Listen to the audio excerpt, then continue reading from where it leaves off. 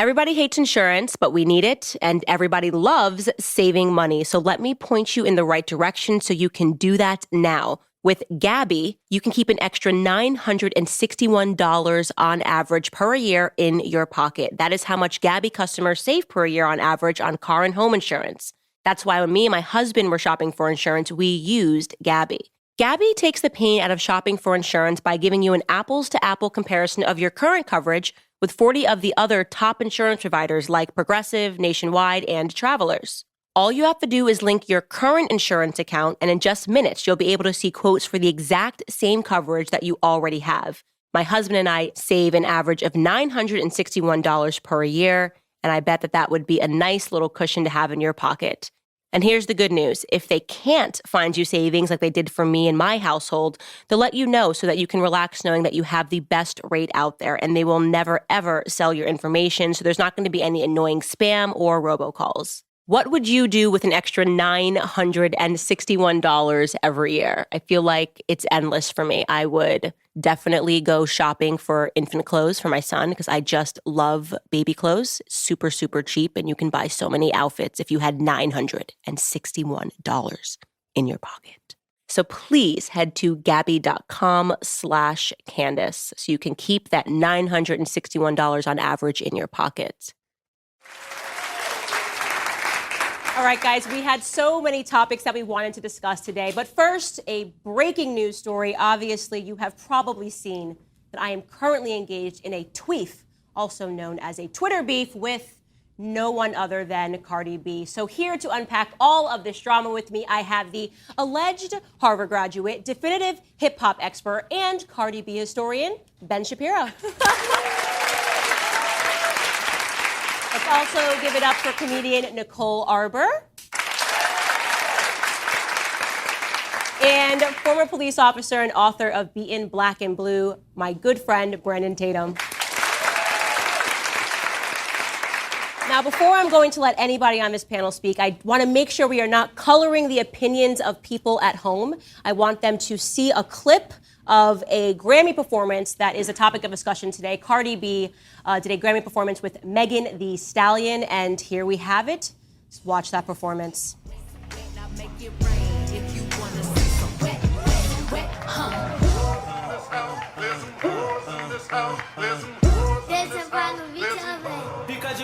From the top, make it drop. That's so wet.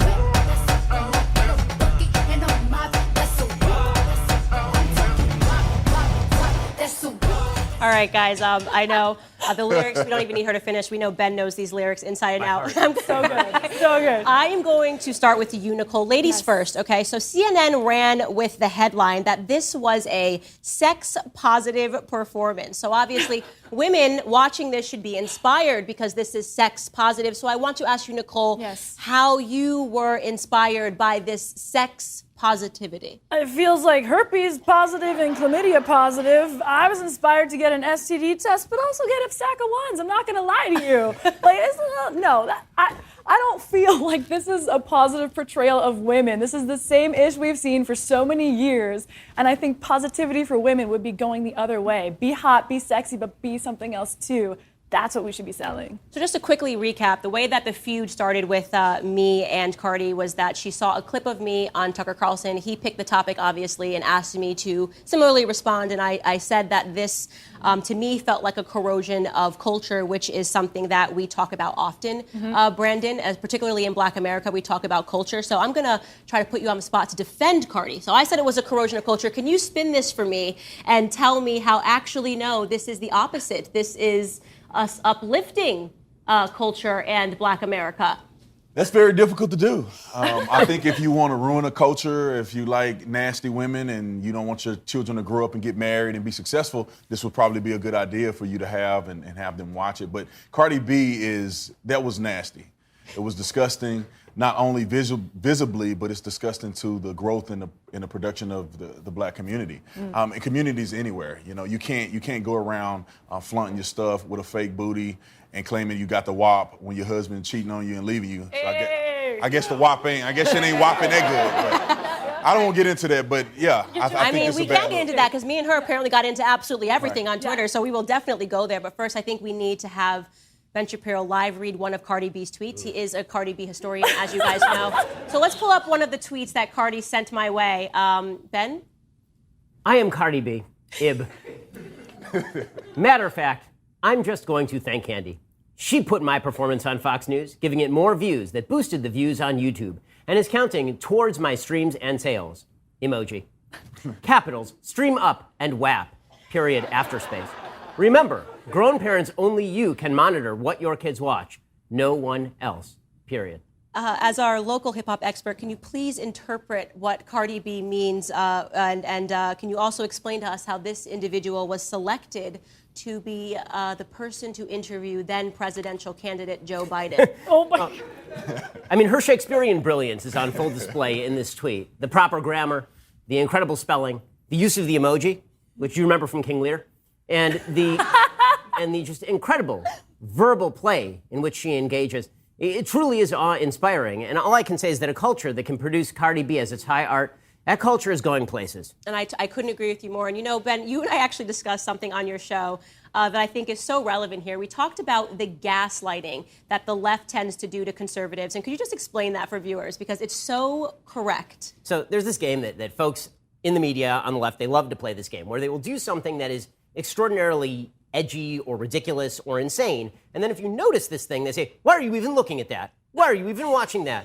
And it's sort of like the barista who, you know, it has the green hair and the rings all over their face, like in their eyelid. And then you look at them like, what are you looking at? You, right? Because you decided to make yourself look like this because you wanted attention. Cardi B was looking for attention. You gave her attention, but you weren't supposed to give her attention. Right. The only sort of attention she's supposed to receive is plaudits for the brilliance of her words and the incredible genius of her feminism, which is absolutely indistinguishable, as far as I can tell, from pretty much every softcore pornography film from like 1987. I've seen them all. You're right. Yeah, I mean, totally more appropriate.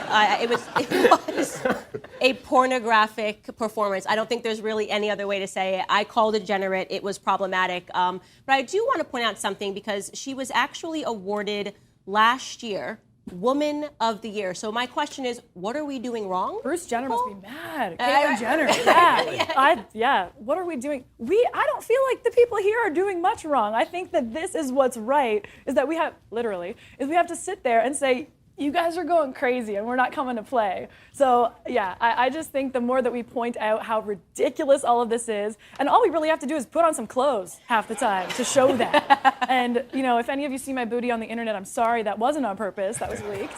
But we just have to be the counterculture. That's what I think we're doing. So something that I thought that was genuinely interesting in this back and forth with Cardi, and I'll direct this to you, Brandon, was that she kept tweeting out random things to prove that she had the moral high ground.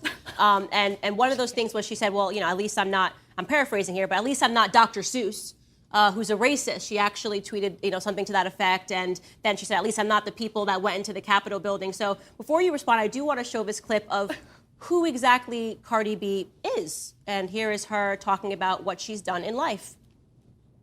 I had to go straight. I had to go, oh yeah, you wanna me? Yeah, let's go to this hotel. And I drop niggas up and I rob them. That's what I used to do. So first, just for clarity, because I actually don't speak that kind of English, Ben, what did she exactly say there? Or do we even... My understanding is that what she was saying is that she used to take men home, Johns, apparently, prospective Johns, my understanding of this particular quote, and then she would then drug them and rob them, which, last I checked, was criminal behavior. You are incredible at what you do. I just want to say that. Can you explain this to me? So she actually made fun of me for a while, by the way, for saying, look at you, Candace, and she tweeted out this video of me making my husband a sandwich. I've done that before, and I will probably do that well into the future. But, you know, this, I guess she treats men better. Yeah, man, it's interesting that you're going to keep your husband because you treat him with respect, you cook him meals. That's the way I think that wives should do. They should respect their husband and love them. And what we see Cardi B doing is, you know, drugging people and acting out of character, and that's why she don't have a husband at this point. But I think this is, like I said, I go back to this being a degenerate culture. It's sad that we've propped her up as somebody of excellence, somebody who should be touted. Young women should be listening to her. It's a very sad day in America when that's our standard. I mean, I really feel bad for Cardi, man. I know you wrecked her online, and she deserved every minute of it. Multiple times. But It's very sad. It's very sad. I really pray that she wake up and that she really come to grips with living the life that she really want to live. And I think that's because she really want to be you. I'm going to be honest. She really want a husband. I think he's right. She want a family. Yep. She really want to get out of that stripper life. She want to get out of that ghetto hood stuff, but they keep drawing her back. But I'd say people like you are responsible for waking her up. No matter what she says she's doing or what she's tweeting at you, I think she's really being affected in a positive way about, based on the things that you've exposed her on. Yeah. And I do want to also say it's remarkable to me that in this time of cancel culture where everybody gets canceled, that the woman who went on to social media and admitted that she drugged and robbed men was able to perform main stage at the Grammys and also receive an award for Billboard Woman of the Year. How does that happen in cancel culture? So what I really think is that what we have now is not a culture and then a counterculture. Instead, what we have is a culture and then an anti-culture. What I mean by anti-culture is an entire wing that has decided that they are just going to tear down all of the institutions of tradition. All of our traditional culture must be torn down. And if you're on the side of the anti-culture, you can literally do whatever you want. You can say whatever you want. You can be as bad a person as you want because, again, you are trying to tear down the institutions. And by tearing down these institutions, you're providing some sort of newfound freedom. If this is what freedom looks like to you, I don't think that that's what looks like a fulfilling life to most people, but I guess that's what some people want to push. Yeah, and I think I have to have the hope that the majority of Americans watching this performance were equally as disgusted, and that for whatever reason, the mainstream media is trying to convince us that this is okay, this is sex positive, but your average American is not sitting there going, this is the direction that I want the world to go into, which is why I said to her, Cardi, there's not a single person that can look you in the face and say that they hope their daughters turn out like you. And I think that has to hit home for someone like her who has a young daughter, and I hope that it does. But obviously, I do want to get to this because I know a lot of people are watching the show to see whether or not I was serious when I said I was suing Cardi B. For those of you that did not know how the situation quickly escalated, Cardi then shared a photoshopped tweet of something that I did not write ever, and claimed this tweet was real. I mean, this is obviously so fake. It must have been put together by an 11-year-old with basic Photoshop skills. Cardi made it, and you know that. Yeah, I know, right? I'm Come like, on. someone on her team, maybe, I don't know. But she tweeted this out. And not only did she tweet this out, and let's say she perhaps fell for it, thought it was real, she then doubled down and said that she thought that she saw me tweet this, that it was real, and that 100% this is true. I mean, Ben, you're a lawyer. Help us out here. So, first rule in law, don't do stupid. Don't do that. Okay, so especially once you've been reminded that you are now performing a defamatory action against a private citizen because you're a public figure, but your brother is not a public figure. And as soon as you warned her, Cardi, this is fake, and she doubled down, she's now put herself squarely in line for some actual liability, which is about the stupidest thing that you can do. But again, for a woman of Cardi B's imminent, just incredible intellectual eminence to fall into this trap, I have to say I was disappointed.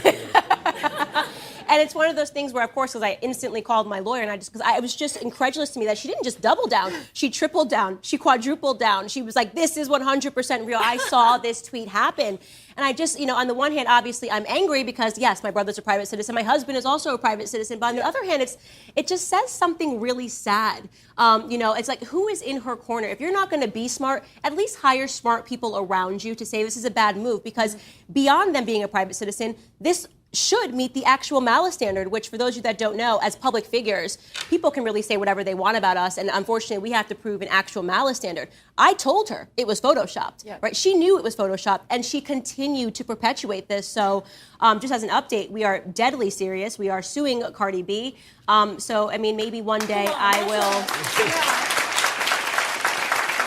I hope that one day I can come to your new home and it will be the house that WAP built. Exactly. So one day I will be an investor in WAP. I will be a partial owner of WAP. So we are out of time. Everyone, please be sure to follow these guys, Ben, Nicole, and Brendan, on social media. Their handles are on the screen below. And let us know what topics you want us to cover next week. We'll be right back. Thanks for joining me on this segment of Candace, and a special thank you is due to Cardi B for helping to make the debut of Candace more popular than we ever dreamed was possible. Truly, Cardi B, thank you. If you liked this podcast, be sure to subscribe and leave us 5 stars on Apple Podcasts, Spotify, or wherever you listen. To watch or listen to the full show, become a member at dailywire.com/subscribe and use code CARDI for 25% off your new membership.